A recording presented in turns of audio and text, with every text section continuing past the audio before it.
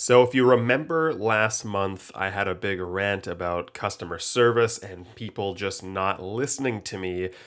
Literally, a couple days later, I had another example of that happen. And then a couple days after that, I had another example happen. And I was very tempted to do another podcast immediately and just like read out what happened live, or just I wanted to make a post immediately, but I thought, I'm gonna wait for the next month. And I should have. I saved some of them, but I had screenshots that were even more particular. But let me get right into this. So, a little recap. I'm just really getting annoyed with how people are not listening to anything that I say anymore, whether it's in person or through email, through text. And if you go back and listen to January's episode, you'll notice and you'll see that I've done my due diligence.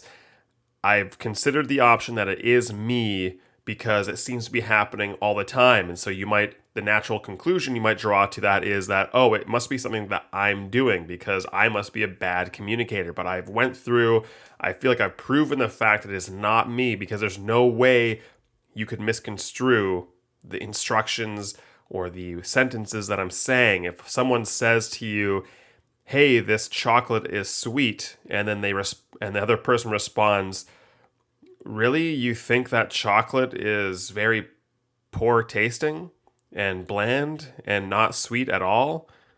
You would be like, no, I just said it's very sweet. And they respond to you, I don't understand. So you're saying it's not sweet at all? That's what I'm talking about. It's like, in that instance, there's no way that it's me. There's no way. And it is that black and white. So here, last time I had stories, but I didn't have like definitive, like tangible proof. And I might include the screenshot so people can see. But this is an example. So I'm going to directly read to you word for word an interaction that I had. And I actually downloaded. So this is through an online chat with customer support. It was with, who was this with? Purelator. So this is a Purelator chat. I actually downloaded the transcript, so I actually have our entire conversation word for word. And it starts off with an AI person. So obviously that's annoying already. But then eventually I get a real person. And the real person says, hi, hello, how may I assist you today? And I say, I was given a notification that you could not deliver to me because I had moved. I have not moved. The address is correct. Now, some context is I was trying to receive some important bank documents because I had to open up a business account for Billy Saves the World. And so I was waiting for these letters to, they had like my card and all, whatever. It's banking nonsense I had to get. And Purelator apparently attempted to deliver them, and I was tracking it all day. I was waiting. I was at home the entire time. There's no way they even tried to deliver.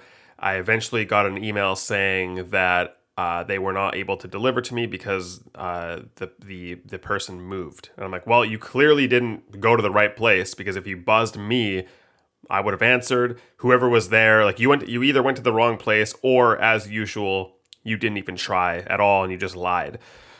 So, again, I go back to the transcript. I tell them I have not moved. The address is correct. They respond, hi, I would be happy to look into this for you.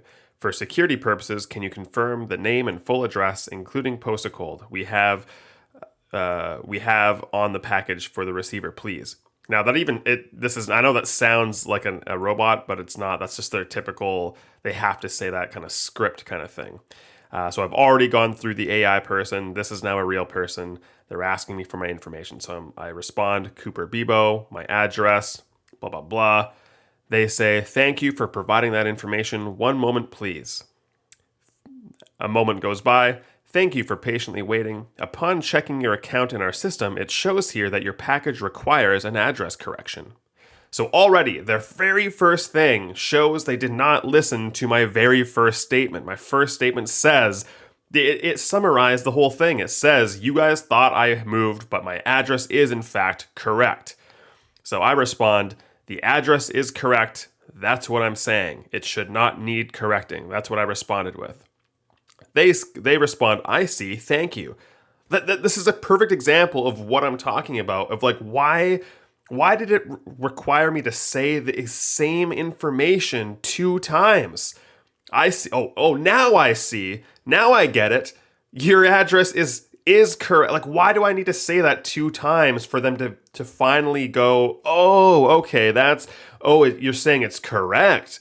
I thought the first time that you said it was correct, you were joking, but now the second time you said it, I get it now. I didn't understand. The first time it was very complicated. The first time you said the address was correct, I didn't quite follow you, but now that you said the information is correct, now I get it. That's totally, okay. And there was another one that happened, like I said, a few days after that, where I needed to return something.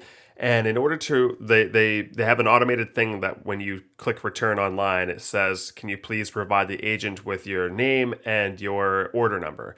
And I put first, last name, and right below that, the order number. I get the agent and they're like, hey, can you please provide the order number? Now, again, I get that maybe that's a scripted moment and they just say that anyway. But then why do they even have the AI person asking you for the order number? So you would have to assume the first thing that the real person sees is my first thing, where it says my name and order number.